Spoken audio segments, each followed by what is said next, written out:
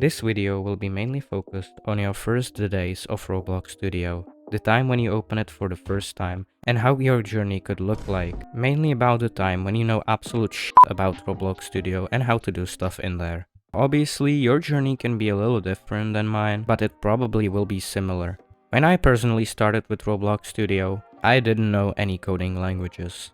Lua, or the language that Roblox Studio uses, was the first language that I ever learned for programming. Even after 4 years, by now, I still don't know fully Lua, but the main functions of it I know and I can do. Now, I heard this somewhere and I agree with it. You need to learn to think like a programmer. I know it might sound a little weird, but trust me, once you learn scripting, you will understand it. Anyways, let's start with how your day one could look like. You open Roblox Studio. Now you're choosing which template will you open. Someone who knows something about Roblox Studio would probably open an empty base plate and start doing something whatever he wants. But as someone with lack of skill, you will probably start with choosing your template. That means a pre-built template that Roblox offers you. It could be just a city, or it could be a racing game. There are a few options that you can choose from, but let's say you choose this modern city. This is where the issues will come. You don't know how to use Explorer, properties, and only what you see is toolbox.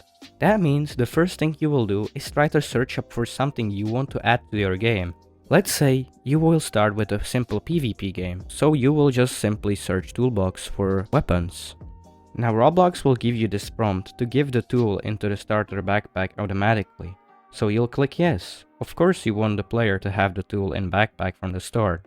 But then you will run into the first problem. Later on, you might want to add some items to be just spawned around the map, but yet you don't know how to remove them from starter pack. Now what I assume you will do is just add the item again and place it in the workspace. What I would really recommend at this point is first learn how to use Explorer and properties, as this is the basic that you need to know in order to be able to manage your game. When I was starting, I had no idea how to use Explorer. The second thing I wanted to add was a sign telling you what to do. So I just simply searched the toolbox for a sign, but I didn't know how to edit the text.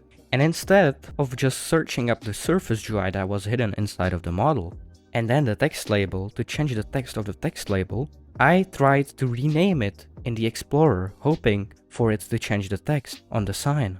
After doing all this, I wanted to save my project.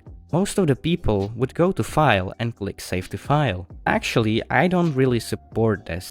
I think you should always save it to Roblox because then you will be able to access it easily from a different device. So I always recommend saving stuff to Roblox, not to File. Correct me if I'm wrong, but yeah, for me it's just way better. After saving your game, you will probably want to go straight to publishing.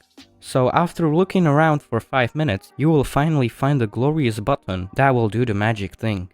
And so you publish it, take a screenshot from your game, upload it as icon, and your game is done. No description, no thumbnails. Yeah, good luck, it will get stuck on 0.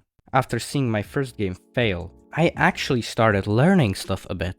I started with the harder things first, instead of doing the simple and basic things that you should know first. And so this was the first time I actually used the Explorer to add a script. My first thing that I learned to script was how to make a button to open UI and close the UI. Since I didn't know any logic about scripts, I placed the open button inside of the frame. Not only that, the button did not work because I misplaced it and it was looking for a frame that wasn't even there, but also when I toggled visibility on the frame, it even made the open button disappear.